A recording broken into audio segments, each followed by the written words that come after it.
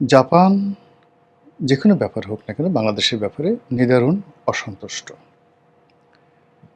এবং আপনারা এও জানেন যে স্বাধীনতার পর থেকে কোনো একটি একক রাষ্ট্র যদি ডোনেশন হিসেবে কিংবা ঋণ হিসেবে কিংবা ধরে নেয় যে গ্র্যান্ট সহযোগিতা হিসেবে বাংলাদেশকে সবচেয়ে বেশি সহযোগিতা করে থাকে, সেই রাষ্ট্রটির নাম জাপান।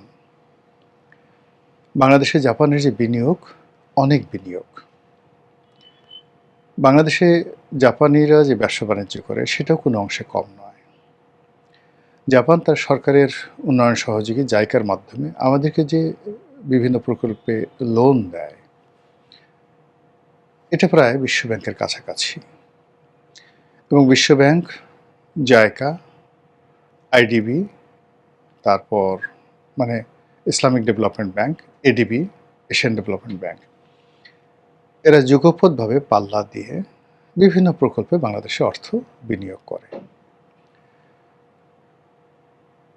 কী কারণে জানি না, কিন্তু জাপানের সরকার এবং যারা লোকজন আছে তারা বাংলাদেশকে খুব বেশি সম্মান করে।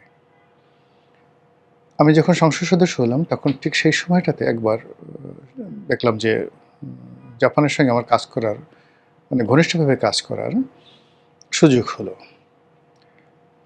বাংলাদেশের পার্লামেন্টে জাপান এবং বাংলাদেশ এই দুই পার্লামেন্টের মেম্বারদের মধ্যে একটা মৈত্রী সংগঠন আছে।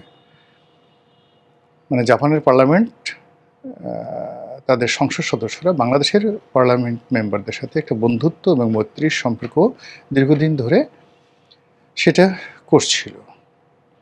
তো 9 পার্লামেন্টে সেই যে জাপান বাংলাদেশ যে মৈত্রী সংগঠন আছে এমপিদের, আমি সেটার সম্ভবত সাধারণ সম্পাদক হয়ে গেলাম। আমার মনে নাই এখনও। জিল্লুল হাকিম এটার সভাপতি ছিলেন।